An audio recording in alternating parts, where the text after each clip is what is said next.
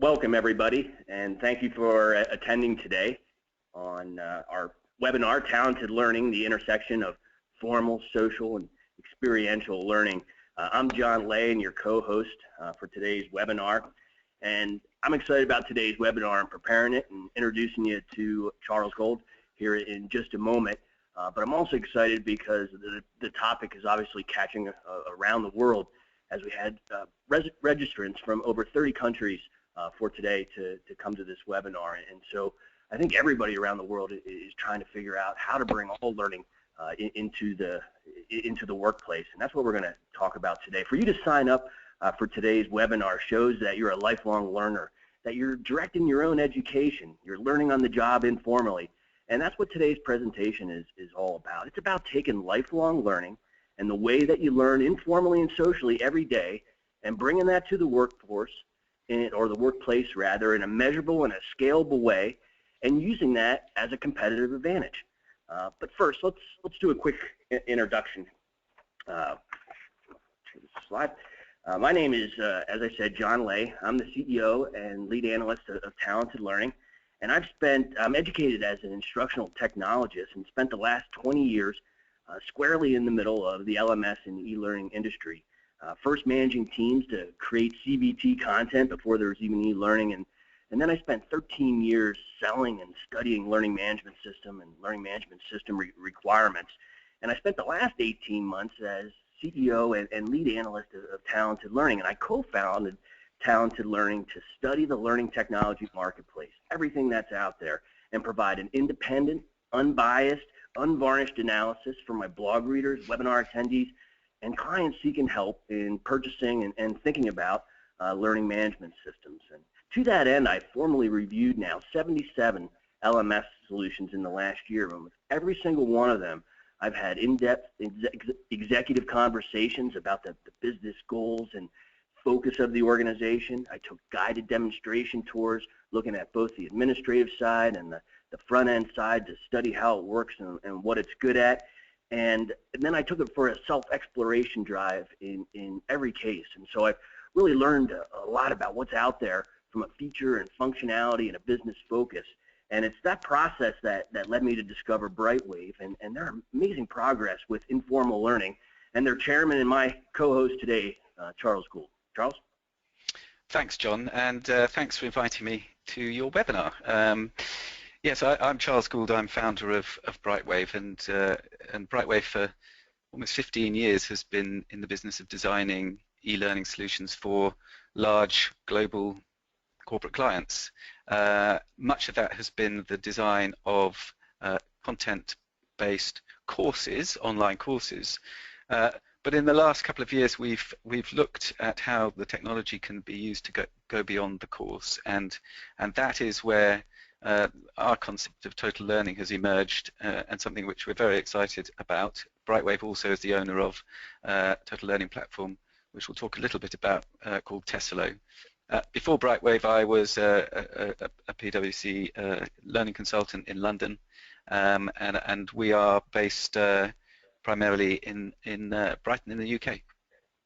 Outstanding. All right. Well, thanks, Charles, and thanks for joining me here today to share what Charles and I are going to talk about today. Is we're going to look at what total learning is, and the 70-20-10 model. That sounds like a mouthful. It really is, and we're going to look at the history of the LMS to support this total learning concept of working with formal and informal and experiential learning. We're going to look at some case studies. We're going to look at the live product. We've got an agenda packed here today to talk about real life examples and to show it to you and bring it all together on how technology now has and is moving to the next step to support organizational learning. But before we go there, let's take a quick poll. Let me pull this up and we'll launch this poll for everybody. And yes. So yes, we want to kick off with a question to get people involved, and the question is really, if you consider the way that you've learnt how to do your job and generally stuff at work, how much of that has been through a formal course, and how much, and this is the question, has it been informal learning, so a combination of experiential and social learning? So if you combine those two things, what sort of percentage do you think that makes up of your learning experience for work. So if you could please select one of those 5 options, and we'll have a look at see how that looks. We got an enthusiastic attendee list here today, as we have 100% have already voted. So we'll close out. That's great. Everybody's combined. Let's share these results, and that's interesting to see. But it's all but spot on that the group thinks a large percentage of certainly a large percent of us think that it happens. But surprisingly or not unsurprisingly, up to 30% of us think that it's a smaller part. But by the end of today, hopefully we'll change that perception here with some additional data. So, all right, well, that's interesting. But what we found, and what learning technology found, though, is that it's not 70, it's 90% is informal and social. 90%, you say, wow, that seems like a lot. But let's take it apart. Let's think about it. And this isn't something Charles and I dreamed up. We're standing on the shoulders of giants here in the education industry, of moving the industry along from a learning theory model, and people like Alan Trow in the 60s, and Morgan McCall from the Center of Creative Leadership in the 90s, and now Charles Jennings from Reuters, now independently here in the 2000s, have all been working on trying to determine how people learn in their real life. And what they found is, and this isn't like hard and fast concrete rules, but general guidelines, what they found is that only 10% of learning is actually formal. Sitting in a classroom, or hearing a trainer, or taking a formal e-learning course at your organization, but only 10% is that way. But 20% is actually social. So, just modeling and learning from others, and asking questions, and working with your team or your parents or your friends to learn new concepts or ideas. But 70% of all learning is experiential, meaning that you have to trial and error. It's learning by doing, and the mistakes of doing it wrong, and the successes of doing it right. But to bring it all together from a total learning standpoint is how can we focus in our work lives the same way we do in our personal lives to bring it all together. So in a formal education setting or in an organization, lots of focus is towards this 10% of formal, but not about the other 90%. And so you have to wonder, organizations have to wonder how much they're leaving on the table from a productivity standpoint. If you could encapsulate that 90% and use it to your advantage and teach and not formalize the informal, but make it available and facilitate that process, how much faster you could roll out products or train new people. But it's the ability to bring it all together. But for some reason, we're very stuck on just this 10% social in the organization world. And so the trick is, in our personal lives, we do this without even thinking about it with the 70-20-10. We're constantly learning from others, we're experiencing new things, and we're taking formal learning activities. But how can you get your whole organization to think like that, and to act like that, and to work like that? And so organizations are trying. So I got this from the 70-20-10 blog post, which is actually out of the forum written by Charles Jennings, or partnered with Charles Jennings, and listed all these organizations that have recognized that social and experiential is important, and they're trying to facilitate it inside their organizations. And so you can go to the 70-20-10 forum and get certifications even on how to do this in your organization and become an expert at it. And these organizations are trying to build the culture, not just technology, but the culture to facilitate that. But the problem is, in that in all of these instances, there's not a lot of technology or any technology that sits behind it to help facilitate it. It's more of culture, and that's all right. However, it doesn't have to be like that, because if you want to manage learning inside an organization, you really only have one choice. And this is based on my 15 and a half years now of LMSs, is that you need a learning management system. There's no other way to do it. A learning management system is the piece of software that can sit on your own servers or sit out in the cloud, that is the central repository for all of your organization's learning content of any medium, whether that's registering for instructor-led or launching e-learning courses, or perhaps watching a video, but it's that repository, that catalog of content that learners can go to one place and find anything. And the LMS also keeps track of all those learners. So who are all my employers or channel partners or customers or anybody in the extended enterprise that an organization provides learning to. And the learning management system primarily manages the relationship between those users and the content.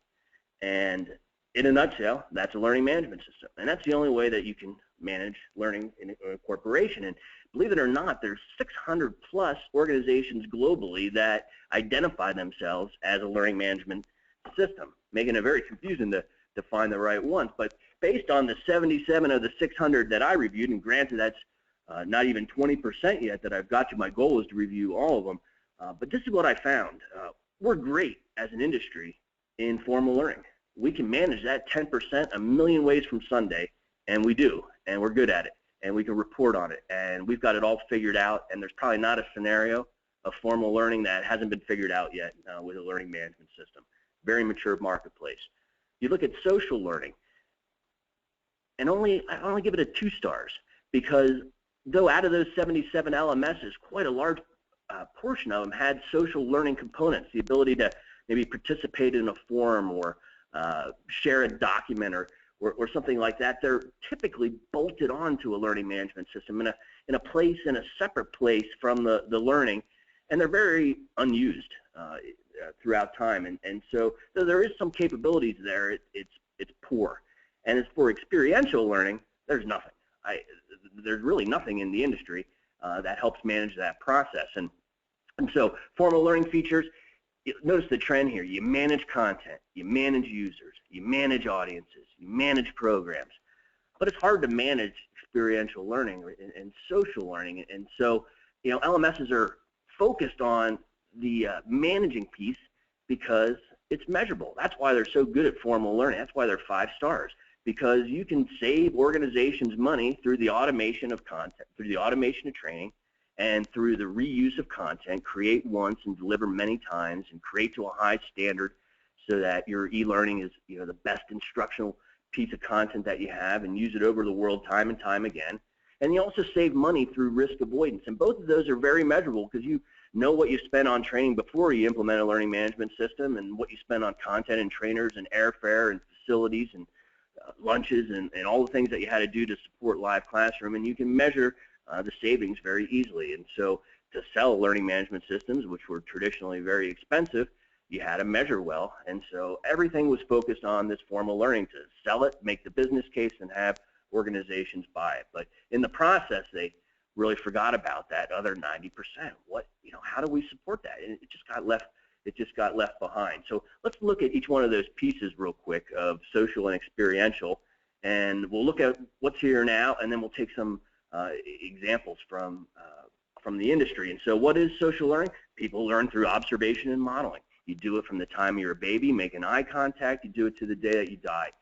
You're learning every day from others, and even from others watching TV that aren't there. And it doesn't have to be online. Every time we talk about social learning inside the industry now, it's always this concept that it has to be online, but the majority of social learning is not online. It's through your daily interactions. But social media is really what has brought this back to the forefront, because now that everybody is used to participating online in a social fashion in Facebook and LinkedIn and Twitter and tools like that, now it's easier, and the mind share is there to bring that into the learning platform.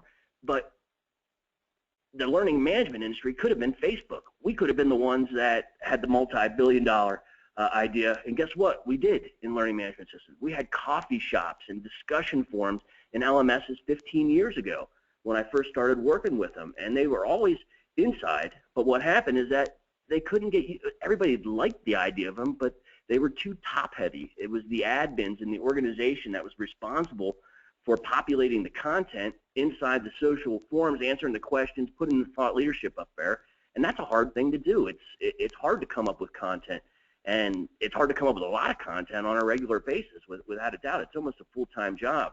And so what happened is that learners may have entered into these learning forums to learn about sales processes or leadership, and then they discovered that there's no new comments, there's no new information in there, and then they stopped visiting, and the whole social learning collapsed under his weight. And so about 10 years ago or 5 years ago even, you never even heard vendors talking about social learning. And then social media restarted the discussion, and as it became more mainstream, it got re-entered.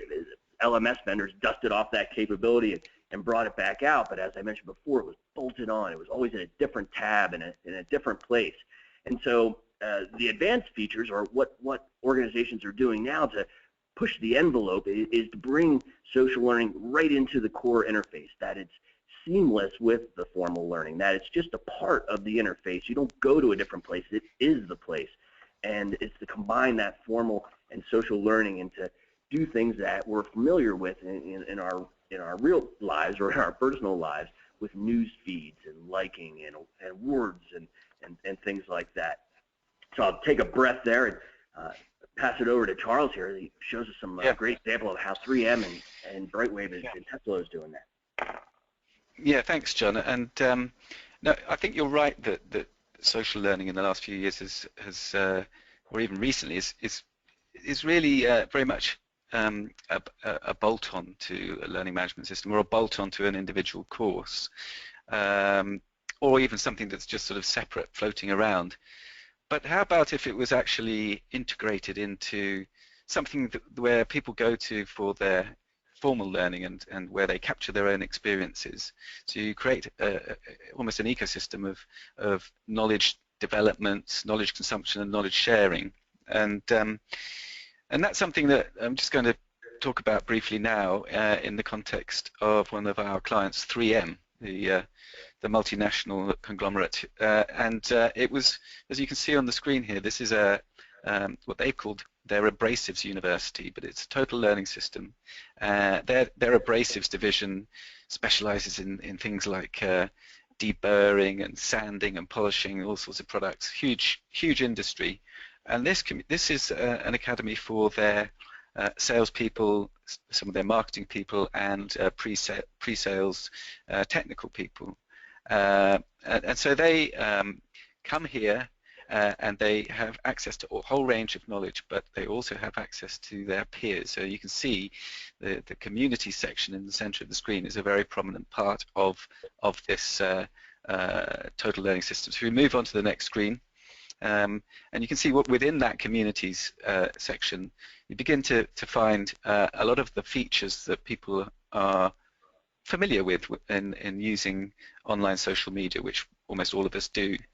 So the ability to share comments, share embedded links, to have threaded discussions, to like and rate things, to be members of different communities, perhaps topic-based communities or job role communities. So you can see here just an example of that, and the ability then to easily, share that knowledge and discuss the learning that's happening in that community.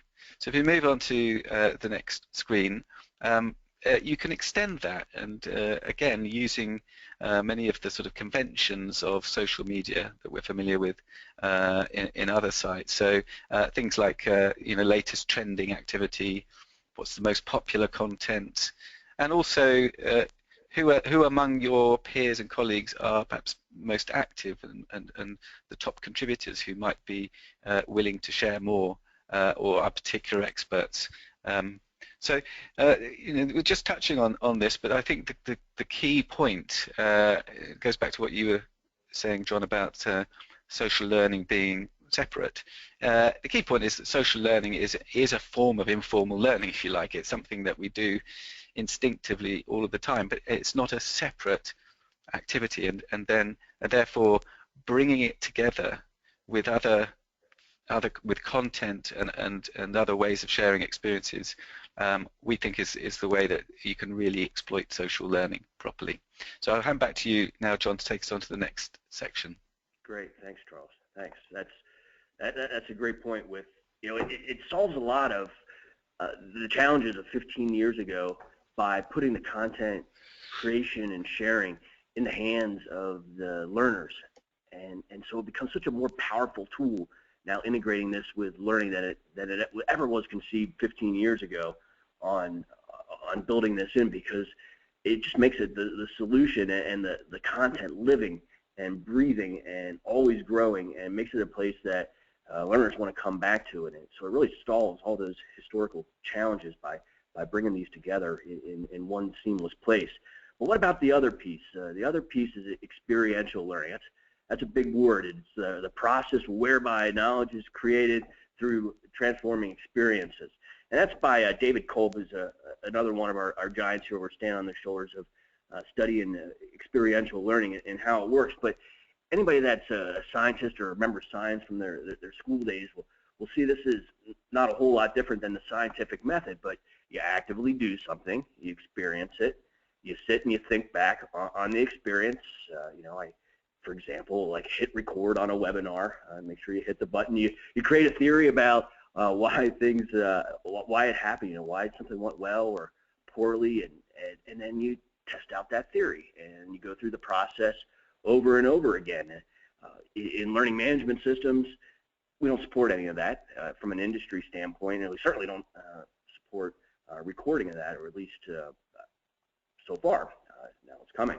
But here, let's take an example really quickly of this experiential learning. So I told you that I was a sales guy for learning management system, 2 learning management system providers over 13 years. I probably did, I can't even count, thousands of presentations, sales presentations over those years, online demonstrations, live demonstrations.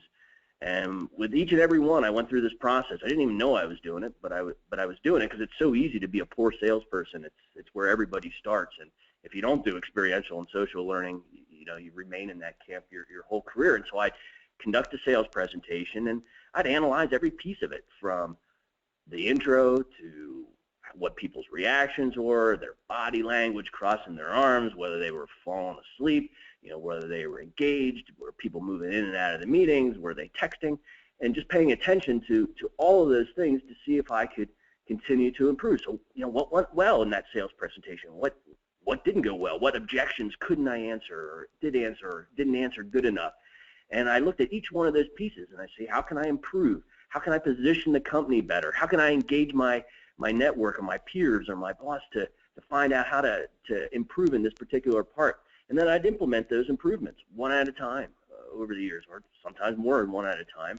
And on the next presentation, I'd see what worked, and I just went right through the process again. That's an example of experiential learning. And when you think of it that way, it might make sense on how it's 70%, because you're doing this every day and every part of your job, whether it's a formal process or formal not.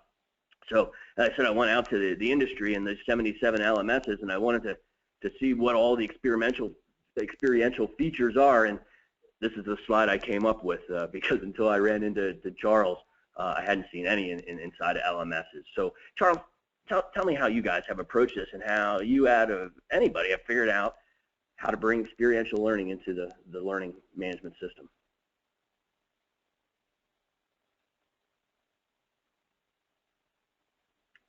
Charles?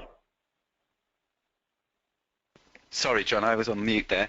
Yeah, thanks, John. I think you summarised that really, really nicely, and I think we all recognise Kolb's, in ourselves, the sort of logic behind Kolb's experiential learning theory. But I'm not sure everyone is quite as disciplined as you are, John, in being able to follow that, that process rigidly, so that you actually get the most from those learning experiences. I think a lot of us allow that those experiences to sort of evaporate into the ether. But the thing that's changed is obviously, as it always does, technology, and technology can start to simplify things and enable things. And one of those technologies is something that many of the audience here will be familiar with. The Experience API, formerly known as Tin Can API. It's a standard. It's a learning technology standard that's evolved in the last couple of years. We were very much part of its development into a formal standard. And without getting too techy about it, essentially it allows for everyday learning experiences, wherever they may happen during our working day to be captured and codified so that it can be shared, tracked, recorded, and analyzed.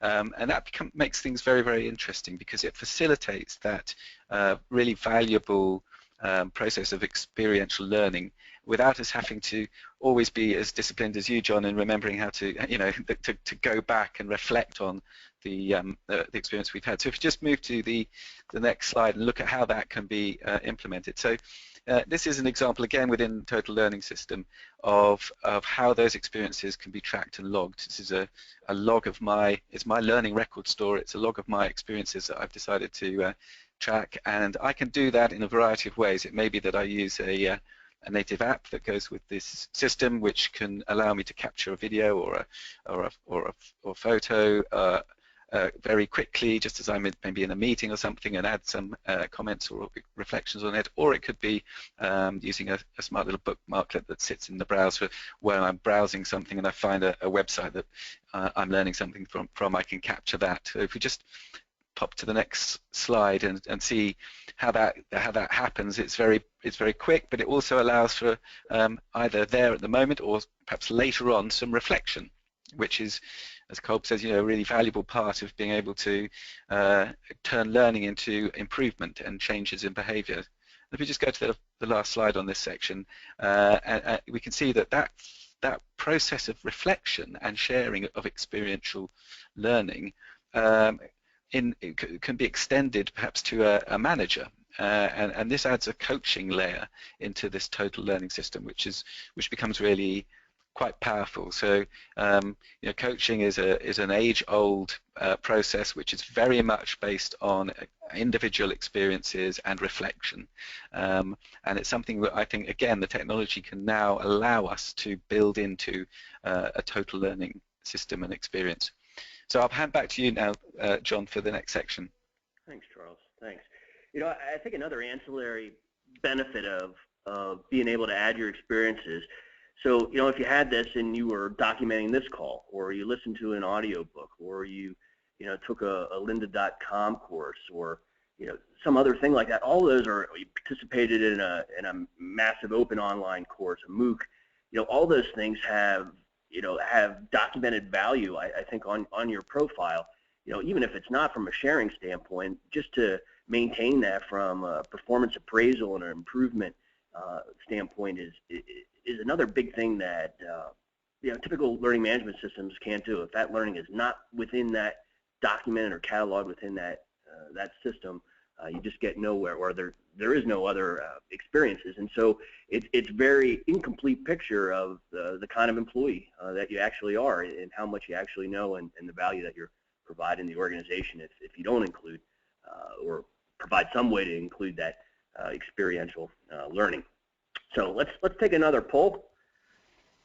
And we've got another question just to ask you, because we're moving on to the topic of curation, and I think for some people it's a fairly new concept, certainly in terms of learning management and e-learning.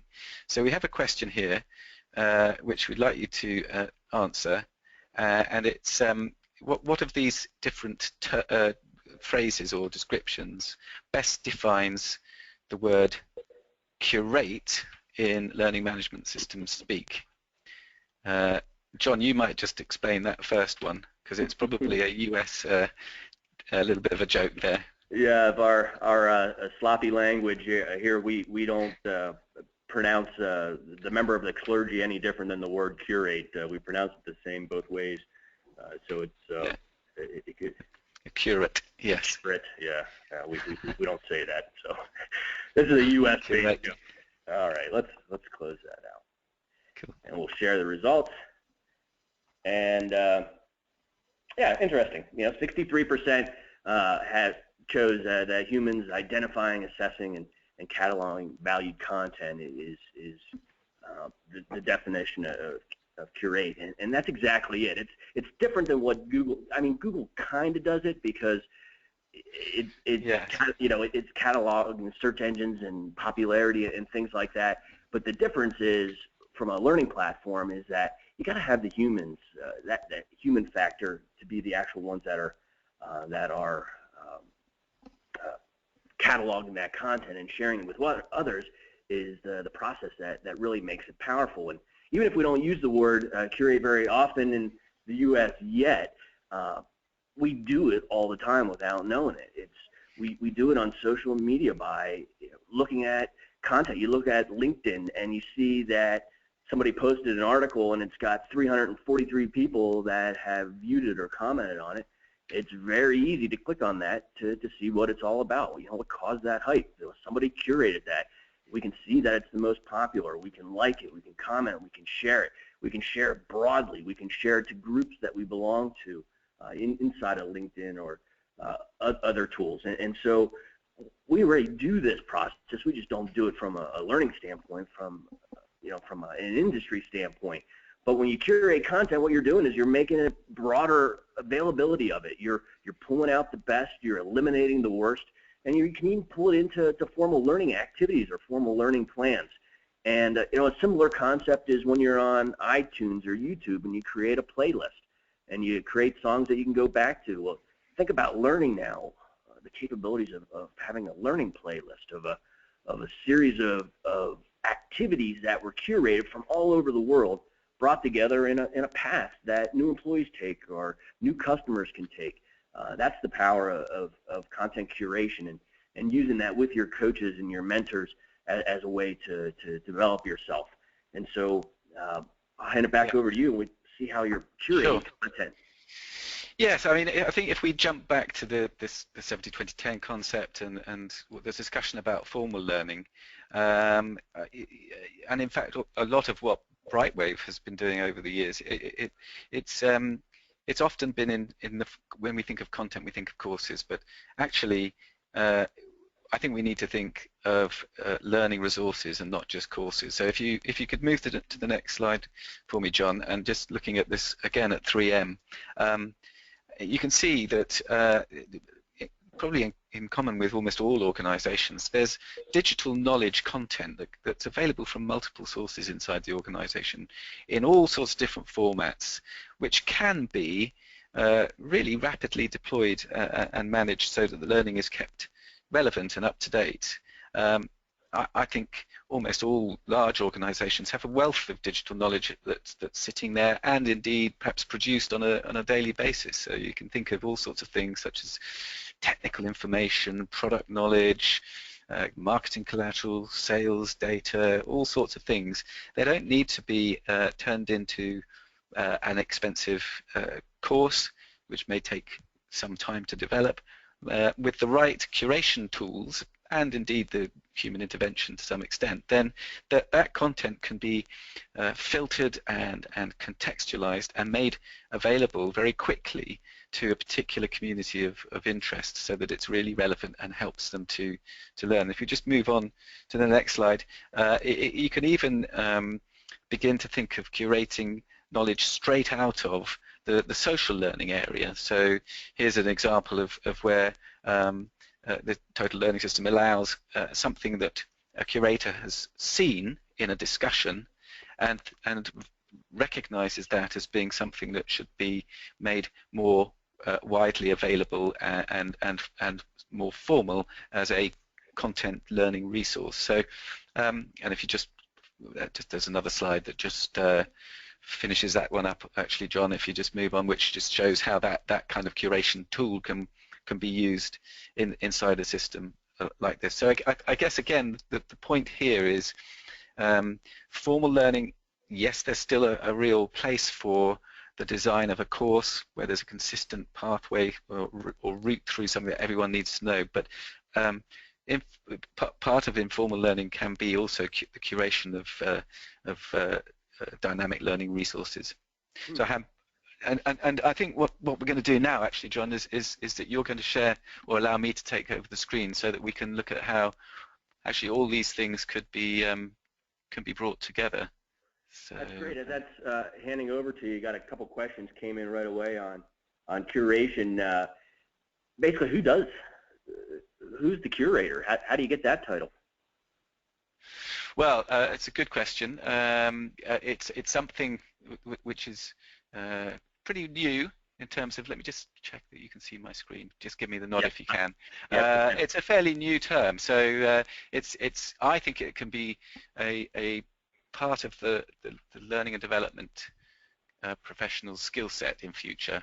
But it's often an expert that's given that role to, or a subject matter expert to curate content, to be looking out for a particular topic area and sharing actively the sort of most relevant knowledge that they come across.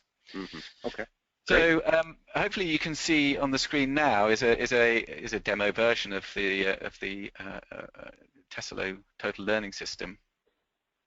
You've seen a screenshot similar to that already, but essentially, if I just pick up a couple of things on it, these tiles here, these purple or pink tiles, are where the content is housed. If I go into one of those, you can see that some of that content may be in the form of e-learning courses, web links, it could be a video, which could be from any source. Any of these resources can be confirmed as completed, which will then track back, or any of the e-learning courses can be tracked back to the learning management system. Hey Charles, it doesn't seem like the demo is following you with sharing your screen. Oh, where have you got to? We're can you see? Still on the main interface, it looks like. Okay, let me see. Can you see anything else? Maybe unshare and start sharing again, perhaps. Okay. There we go. Looks there we caught up. Okay. Can you see? Can you see my? Hold on a minute. Down your way to the top, we see. Right. Did that move now? There we go. There we go. Okay, sorry. So I was talking about these tiles being where the content is housed, and hopefully you're seeing the screen change now, so that we've gone into one of those tiles and looking at the different forms of learning resources which you can launch and you can recognize as being complete, which will track. These learning pathways this is where the curation gets quite smart, because it's a means of stitching together a whole range of those different learning resources into a logical sequence that might be to do with a particular function or a job role. And if I come out of those content tiles now and I go over here to my learning area, this is where the experiential learning really happens. It's my personal learning area, and you can see that I've been enrolled, or enrolled myself onto some of those learning pathways.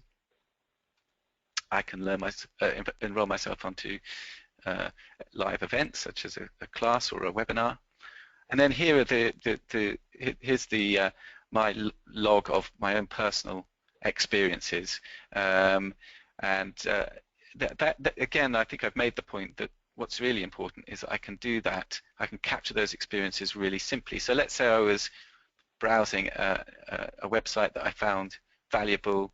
I want to log that to my experiences, so I click a button here in the browser, and I can just add a comment there and then post that to my my learning record, and I'm returned back to what I was doing. But if I go back here to my experiences, you can see that that's now been logged for me. Now it could be that I just use that to reflect on later, or go back and spend more time on later on, which could be really valuable. But I might also share it. I could share it with my manager, or I could share it with my peers. I might be a member of different communities. And I'll probably write something meaningful to sort of get people to recognize its importance. I share that with my community, and that takes me onto this social area, which is my communities area, and this is where you can see I've then shared that. That can then be discussed by colleagues. I can see what other people have posted and like those. I can comment on those, add links, and so on. Very much the kind of experience that we're familiar with using, Facebook and LinkedIn and other things like that. And then I can also see, whether my post has been is trending and how popular it is. And here, you might have noticed as I've been going through, I've been up in the right-hand corner, have been sort of little points popping up. I've been awarded points as I've been going. and these stars, of which I'm the 11th at the moment, is as kind of a leaderboard that recognizes my contribution and gives me points for you know, sharing and other things. Now that does a couple of things. It gives me some motivation to share because it's public recognition, but it also identifies to me who are the experts. You know, so Meg at the top here, I could find out about her, I could make direct contact with her because I know she's willing to share knowledge. So that's been a bit of a quick whistle-stop tour of what this system looks like in practice. The key point though, and it really, I guess, sums up what we've been talking about, John, is that a learning system doesn't have to be confined to that 10% where you are launching courses and then tracking and reporting on those courses. It can, and with this, we're at the early stages of this, I think, it could be far more sophisticated, allowing organizations to take advantage much more of that 90% by enabling people to capture those learning, formal, informal experiences, to share them in the same place that they take their more formal, structured learning, and that I think is the sort of the beginning of a vision for total learning, which is really exciting and actually very much fits the way that we use digital content today. You know, much more than the sort of old-fashioned course-based way of consuming content. So, John, I'll hand back to you just to, I guess, to wrap up from your point of view as well.